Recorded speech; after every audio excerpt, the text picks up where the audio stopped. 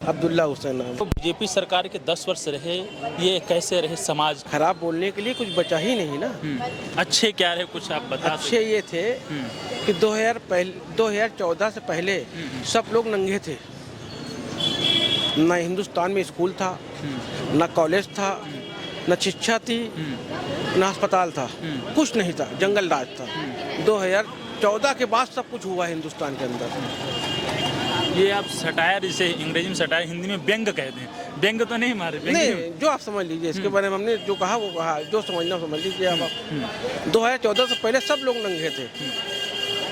न हिंदुस्तान में कोई स्कूल था, न हॉस्पिटल था, न यूनिवर्सिटी थी, न कॉलेज। आदिवासी रहते थे और 14 के बाद इंसान रहने लगे। 14 बाद इंसान, तो कहीं बाहर से इंसान आ गया अचानक? है तो वही सारे। ये तो मोदी जी बताएंगे इंसान कहाँ से आए, हम बताएंगे? ये तो मोदी जी बताएंगे ना कहाँ से इंसान आ गए। दो मुद्दे बहुत हैं, महंगाई वर्तमान में जो है, महंगाई, बेरोजगारी। कहाँ तक इसे देखते हैं कि ये कहाँ तक पहुँची महंगाई? महंगाई कहाँ है मुझे बताइए हम यार, महंगाई कहाँ महंगाई है? महंगाई नहीं है। नहीं। स्मृति ईरानी जब 400 सिलेंडर हुआ करता था तो दौड़ लगाती थी। आज 900 रुपए में है तो कोई बोलने वाला नहीं। अब कोई बोलेगा तो अंदर हो जाएगा। तो ये कहीं ना कहीं डर आ गया है क्या? मतलब सामने सच्चाई बोलने पे क्या ऐसा लगता है कि मतलब सरकार। अच्छा, हम आपको एक चीज़ बता दें, हमको मोदी राज बहुत पसंद है। और कैसे पसंद है ये समझिए। अब आप मोदी राज इसलिए पसंद है कि हिटलर का नाम सुना था आपने? हिटलर का नाम? हाँ। जर्मन का हिटलर। हाँ। बहुत अच्छी तरह जानते हैं।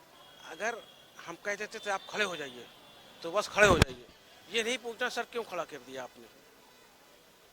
और कोई कहता है क्यों, बताते हैं क्यों। ईडी सीबीआई इतना मुकदमा ठोक देंगे तुम्हारे पिछवाड़े में, एक बड़ा से आवाज़ नहीं निकलेगी आपके। मंदिर मस्जिद जब बनती है जब फकीरी आती है, वहाँ जाइए देखिए ढेर सारे फकीर बैठे होंगे भीख मांगने के लिए। तो क्या मतलब मंदिर जहाँ बढ़ रही है तो भारत में फकीरीपन ज़्यादा बढ़ रहा है? फकीरी पर नहीं बढ़ रहा, शिक्षा के ऊपर ध्यान दीजिए ना, हॉस्पिटल के ऊपर ध्यान दीजिए ना, किसी धर्म के ऊपर ध्यान देंगे आप। लेकिन अभी एक मंत्री ही हैं, जितेंद्र सिंह नाम है उनका, मैं अनथोटिक बात करता हूँ, कोई वैसे नहीं। उनका कहना है कि 10 वर्ष में नौकरियां और वैसे बहुत हाई लेवल पे पहुंची हैं। तो क्या आपके क्षेत्र में ऐसा कुछ हुआ है कि नौकरियां बहुत बढ़ी हैं? ज़्यादा दूर में आगे यूनिवर्सिटी चले जाइएगा, वहाँ पूछिएगा लड़के कितने बेरोजगार हैं। ऐसे से टॉपर लड़के हैं जो आज भी रिक्शा चला रहे हैं। रिक्शा चला जी, स्थिति बहुत खराब आ रही है वर्तमान में। रिक्शा चला तो रहे हैं, स्थिति कहाँ खराब है भाई। टॉपर किया, रिक्शा चला रहे हैं, क्या दिक्कत है? जब मोदी जी कह सकते हैं कि पकौड़ा बिक सकता है तो रिक्शा चला रहे हैं ना, 300-400 कमा रहे हैं ना, बहुत है।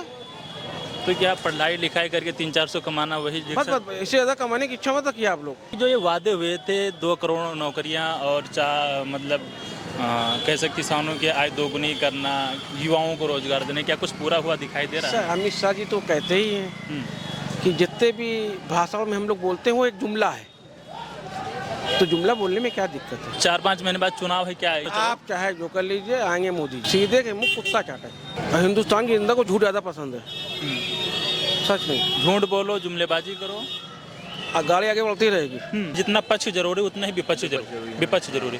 राहुल गांधी जी की भारत जोड़ो नया यात्रा चल रही है, हमें लगता है विपक्ष में एक ही चेहरा हमारे पास है, वही एक अकेला आदमी है जो लड़ सकता है। विपक्ष कहीं से मजबूत हो ही नहीं पा रहा। गरीब आदमी की बात कीजिए, हम कहते हैं जिसके पास गाड़ी नहीं उसको पेट्रोल छोड़ दीजिए आप। उसकी बात कीजिए जिसके पास घर खाना सरसों तेल कितने किलो है, रिफाइन कितने किलो है।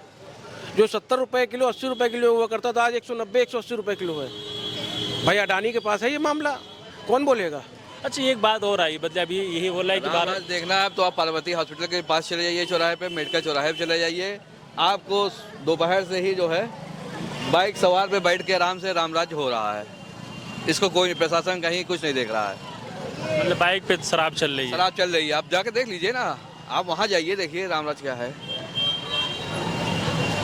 केवल टीवी में दिखाना और ये पेपर में ये करना, इससे रामराज नहीं होगा। लोगों को खुद लेकिन एक चीज़ झंडा लेके जो जय श्री राम नारा लगा रहे हैं, कोई मतलब है इसका? कोई मतलब नहीं। एक ये भी बात आ रही है कि अब जो सेंट्रल गवर्नमेंट से स्कीम आ रही है वो ग्राउंड जीरो तक पहुंच रही है। हर टीवी डिबेट में, हर एक जगह, हर अखबारों में आ रहा है कि भाई जितनी चीज़ें थी वो ग्राउंड जीरो तक पहुंच रही हैं। तो इसीलिए हम ग्राउंड जीरो पे आए हैं कि क्या सच में ग्राउंड जीरो पे जो भी स्कीम हो, जैसे अभी आज की स्कीम आई। चाहे जितनी बातें कर लीजिए, कुछ होना हवाना नहीं है। हमने पहले बता दिया आपको, जिसके हाथ में लाठी है उसी की होगी भैंस, इसके अलावा कुछ नहीं। इसके अलावा कुछ नहीं होगा। चाहे जो चाहे विपक्ष कुछ कर ले, चाहे जो कर ले, कुछ नहीं होला। 2029 तक मोदी जी को रहना है। अच्छा, तो क्या राहुल गांधी से कोई उम्मीद दिखाई दे रही, नहीं दिखाई दे रही? अकेला चना बाढ़ नहीं फोड़ पाता, अकेला चना बाढ़ नहीं फोड़ पाता, समझिए पहले बात को। अकेले दम पे लड़ रहा है, पुराने लोग है ना, अकेले दम पे लड़ रहा है।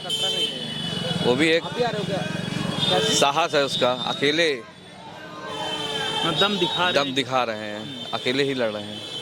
सब कुछ तो हुआ, ईडी सीबीआई सभी तो हो रहा है, देखिए अकेले लड़ रहे हैं। बाकी सब देखिए पीछे बैठ जा रहे हैं। आज इस पार्टी में, कल दूसरी पार्टी में चले गए, स्वच्छ हो गए। वही नेता दूसरी विपक्ष में था तो खराब था, वो सत्ता में आ गया, आज स्वच्छ हो गया। ये नहीं समझ में आ रहा कि आज इस पार्टी छोड़ के इसमें आ गए, आप कैसे, आप साफ सुथरे हो गए। ये स्थिति यहाँ है। मध्य प्रदेश में देख लीजिए आप, चौहान साहब को चेहरा दिखा के बनाया गया और जीत भी गए। चौहान साहब की हिम्मत नहीं है कि वो कुछ बोल दे, है दम। और यही कांग्रेस होता तो तख्ता पलट हो जाता साला, आधे विधायक उधर भगते, आधे विधायक उधर भगते। ये है मोदी राज। मोदी है तो मुमकिन है।